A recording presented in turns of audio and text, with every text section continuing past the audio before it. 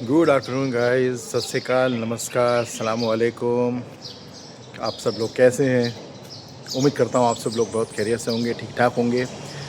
ये मेरी ज़िंदगी का पहला व्लॉग है जो कि मैं अपनी ज़िंदगी में पहली बार बनाने जा रहा हूँ। तो मैं चाहता हूँ कि मैं इस वक्त जो रिपब्लिक ऑन चैट में कंट्री में अवेलेबल हूँ, पिछले 4 साल से हूँ यहाँ पर मैं। तो यहाँ के बारे में आपको कुछ बताना चाहता हूँ कि ये कंट्री किस तरीके की है, यहाँ पर आना कितना इजी है, किस तरीके से आप यहाँ आ सकते हो, यहाँ का वीज़ा प्रोसेस कैसा है और बाकी सारी चीज़ें आपके लिए कैसी होंगी।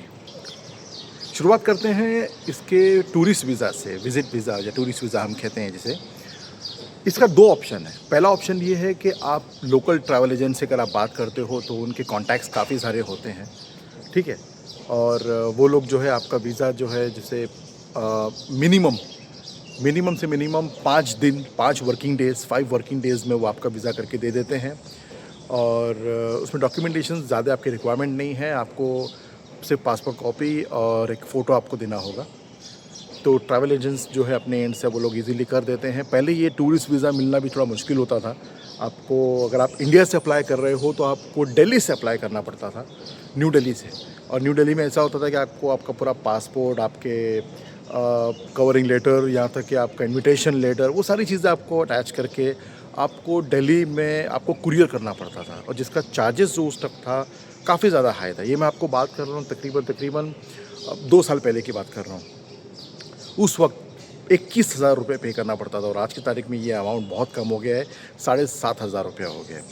जिसमें आपको 6 मंथ्स का मल्टीपल एंट्री का वीज़ा मिलता है। 6 मंथ मल्टीपल एंट्री वो आपके पासपोर्ट पे स्टैंप होके आता है। लेकिन अभी कुछ नई इन्फॉर्मेशन के मुताबिक अभी ये सुनने मिला है कि अभी ये लोग आपको जो है ई वीज़ा दे रहे हैं। मतलब पहले जो पेपर आपके पासपोर्ट पे स्टिकर बन के आता था, अब वो नहीं आ रहा है। अभी आपको जो है ये लोग ई वीज़ा आपको प्रोवाइड कर रहे हैं। आज तकरीबन मुझे चैट में हो चुका है 4 साल, और आपको मैंने वैसे भी पहले बता दिया था कि 4 साल से मैं यहाँ पर हूँ। और ये कंट्री कैसी है कि मतलब इतनी खास कर खुली नहीं है। यहाँ पर अभी जैसे कि एग्रीकल्चर और काफ़ी सारे अदर वर्क्स जो है धीरे धीरे चालू हो रहे हैं, लेकिन अभी तक कम्प्लीटली इसका काम मतलब लोगों ने इतना शुरू नहीं किया है इसे। कहने का मतलब ये है कि इधर पे बिज़नेस स्टार्ट करने के लिए नई नई कंपनियां अभी भी आ रही हैं। जैसे चाइनीज़ लोग आ रहे हैं, वो लोग आकर के भी अपना बिज़नेस स्टार्ट करने की कोशिश कर रहे हैं। यहाँ तक कि कुछ इंडियंस, पहले तो यहाँ पर इंडियन एम्बेसी भी नहीं थी, अब तो चलो इधर पे इंडियन एम्बेसी भी ओपन है और आपके सारे काम यहाँ से ईज़िली हो जाते हैं। और सबसे बड़ी बात पता है आपको, यहाँ पर इंडियंस की जो पॉपुलेशंस है ऑलमोस्ट 250 के आसपास होगी। मतलब गिन के कुछ 250 के आसपास इंडियंस हो गए यहाँ पर। बाकी इंडियन रेस्टोरेंट्स यहाँ पर एक ही अवेलेबल है। और आप देखते जाओगे तो यहाँ पर इंडियन जो शॉप है जिससे हम आपके घर की कोई ग्रोसरीज वगैरह कुछ ख़रीद सकते हैं, तो वो वहाँ पर बस एक ही अवेलेबल है। यानी कि यहाँ अपॉर्चुनिटी है। अगर आप खुद एक इंडियन ग्रोसरी का शॉप यहाँ डालना चाहते हो या फिर आप रेस्टोरेंट ओपन करना चाहते हो, तो यहाँ अपॉर्चुनिटी काफ़ी अच्छी है, क्योंकि ये कंट्री आपको चांस दे रही है। ये कंट्री में अभी तक इतना ओपन हुआ नहीं है। फॉर एग्जांपल जैसे कि अगर आपने नाइजीरिया देखा होगा, आपने Kenya, Tanzania, Senegal, Ivory Coast, ये सब बड़ी कंट्रीज़ हैं। यहाँ पर काफ़ी सारे इंडियन शॉप्स हैं, इंडियन वेज रेस्टोरेंट्स हैं, काफ़ी कुछ है, बट यहाँ पर वो अपॉर्चुनिटी बहुत है। हाँ, ये कंट्री थोड़ी सी एक्सपेंसिव है, मगर ये चीज़ों के मुकाबले एक्सपेंसिव के मामले में अगर जैसे मैं बोलूँ कि अगर आप कुछ भी यहाँ पर ख़रीदने जाते हो, जैसे कि आप कपड़े हो गए या फिर अगर आप शूज़ हो गए या फिर कुछ भी वेजिटेबल्स, कुछ भी अगर आप जाते हो ख़रीदने के लिए, तो यहाँ एक्सपेंसिव है। ज़्यादातर कंट्रीज़ अफ्रीका की एक्सपेंसिव है ही, लेकिन फिर भी बोलते ना यहाँ इम्पोर्ट इतना आसान नहीं है, क्योंकि ये लैंडलॉक कंट्री है। आपने देखा होगा, नक्शे में भी आपने देखा होगा, आप अगर आप चाहो तो देख सकते हो। लैंडलॉक कंट्री में जो है ना, कोई भी सामान, कोई भी चीज़ ईजिली नहीं आता है। अभी यहाँ पर जो भी चीज़ इंपोर्ट करना हो तो उन लोगों को कैमरून या फिर टोगो का इस्तेमाल करना पड़ता है। टोगो क्योंकि वो समुद्र के नज़दीक है, तो वहाँ पे जो भी शिप्स वगैरह आती है वहाँ से फिर बाय ट्रांसपोर्ट इन लोगों को कुछ ना कुछ अपना सामान यहाँ इंपोर्ट करना पड़ता है, जिस वजह से थोड़ा एक्सपेंसिव पड़ जाता है। अब रही बात, मैं आपको वीज़े के बारे में सेकेंड ऑप्शन देता हूँ, जो वर्क वीज़ा होता है। वर्क वीज़ा का एकदम सिंपल है। अब यहाँ टूरिस्ट वीज़े में आने के बाद अपना वर्क वीज़ा यहाँ पर आराम से इजीली आप कन्वर्ट करवा सकते हो। ये कोई बड़ी बात नहीं है, क्योंकि यहाँ पर जो लोकल्स होते हैं, जो पीआरओ बोलते हैं यहाँ के पीआरओ, वो ये सब काम बड़े आसानी से कर लेते हैं, उसका कोई दिक्कत नहीं होता। जो भी आपकी कंपनी स्टैब्लिश है या फिर ऑलरेडी आपकी जो कंपनी ने आपको यहाँ बुलाया है, इनके पास उनके काफ़ी अच्छे कॉन्टैक्ट्स होते हैं। वो लोग आपका वीज़ा ईज़िली लगा के देते हैं, और वीज़ा हर बार 1-1 साल का ही लगता है, और हर साल ये वीज़ा एक्सटेंड होता है, मतलब उस पर रिन्यू करना पड़ता है उसको। अब रही बात आती है फ़्लाइट्स की, तो जमीना यानी कि ये जो चैड है, इसके कैपिटल सिटीज़ को बोलते हैं जमीना, एनडी जमीना। अब जमीना से ऑपरेट होती है गिन के 4 flights, Ethiopian airlines, Egypt airlines, Turkish airlines और ए स्काई। अब ए स्काई तो चलो इनकी लोकल एयरलाइंस है वो, लेकिन स्पेशल जो मेजर एयरलाइंसेस है वो है इथियोपियन, इजिप्ट और टर्किश एयरलाइंस।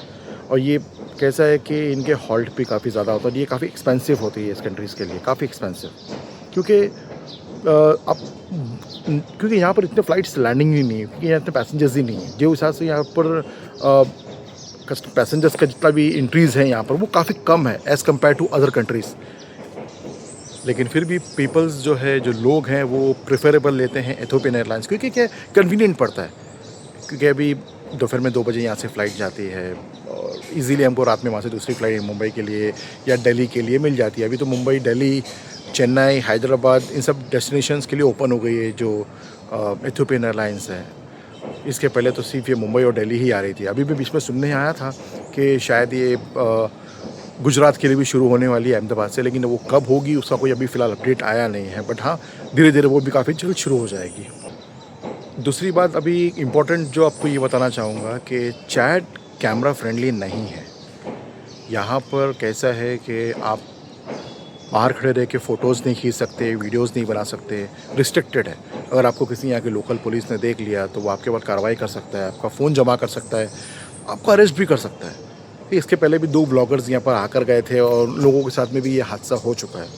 तो इतना कुछ नहीं। हाँ, लेकिन एक चीज़ है, अगर आपको लैंग्वेजेस आती हैं यहाँ की लोकल, यहाँ की 2 लैंग्वेजेस हैं, एक अरबिक और यहाँ की फ्रेंच, बाकी लोकल लैंग्वेज इन लोगों की अलग है। तो अगर आपको खड़े रह के अगर आपने सेल्फी ले ली, फ़ोटो ले लिया, तो आपको टोकेंगे। तब अगर आपको लैंग्वेज आती है तो आप उनको बोल सकते हो कि मैं अपना खुद का पर्सन का अपना खुद का फ़ोटो ले रहा हूँ। तो क्या वो अपनी लैंग्वेज सुन के समझ के कभी-कभी कंट्रोल में आ जाते हैं कि हाँ चलो ठीक है, ये यहाँ ही का रहने वाला है और इसको ये सब के बारे में पता है, इसके लिए वो कभी-कभी चुप हो जाते हैं। लेकिन वो जो लोग विजिटर्स होते हैं, वो लोग अगर ये फ़ोटो वगैरह खींचते तो ये लोग ज़्यादा गर्म हो जाते हैं। पुलिस वाले तो स्पेशली, क्योंकि उनको कैसा लगता है कि हाँ यार, ये तो फॉरेनर्स है, तो यार इसको पकड़ो, इससे कमाने मिल जाएगा। इनका बहुत यहाँ पर ये सारी चीज़ें चलती हैं, तो रिस्ट्रिक्टेड है। तो अभी कैसा है कि किसी को अगर राह चलते कुछ फ़ोटोज़ निकालने हैं, वीडियो निकालना है, तो वो सोच समझ के निकालना होता है। मैं तो बोलता हूँ अपना कोई गाइड होगा साथ में, तो उसी के साथ में आओ, और अगर कुछ फ़ोटोज़ वगैरह लेना है, कुछ करना है, तो उसके साथ में रहो, ताकि वो लोकल्स को हैंडल कर सके। अगर आप इंडिविजुअली आ रहे हो और आपने अगर इस तरीके से कुछ फ़ोटोज़ निकालने की कोशिश की या वीडियो बनाने की कोशिश की, अगर आपकी नसीब अच्छी तो कुछ नहीं होगा। लेकिन अगर किसी ने आपको क्वेश्चन कर लिया, पकड़ लिया, तो फिर आपको लेने के देने पड़ सकते हैं। ये थोड़ा सा यहाँ पर रिस्ट्रिक्शंस हैं। बाकी रही बात सिक्योरिटी कंसर्न की, तो यहाँ पर सिक्योरिटी काफ़ी स्ट्रिक्ट है यहाँ पर हर एक चीज़ में, क्योंकि हम लोग के बॉर्डर्स आजू बाजू में सारे कंट्री से लगे हुए हैं। जैसे नाइजीरिया से लगा हुआ है, नीजर से लगा हुआ है, Republic of central Republic of Africa है, और दूसरा सूडान है। ये सारी कंट्रीज से इसका बॉर्डर्स लगा हुआ है, तो इसलिए थोड़ा सा रिस्ट्रिक्ट काफ़ी है यहाँ पर, क्योंकि कभी भी यहाँ पर कुछ ना कुछ हो जाता है। वो भी कैसा है कि मतलब बॉर्डर पे होता है, क्योंकि कंट्री इस तरीके से ये सेफ़ है। अगर आप मैं बोलूँ कैपिटल की बात करूँ, क्योंकि काफ़ी सारे लोग ज़्यादातर कैपिटल में ही रहते हैं, ये कैपिटल एनडी जमीना है, ये सेफ़ है, एक तरफ से काफ़ी सेफ़ है।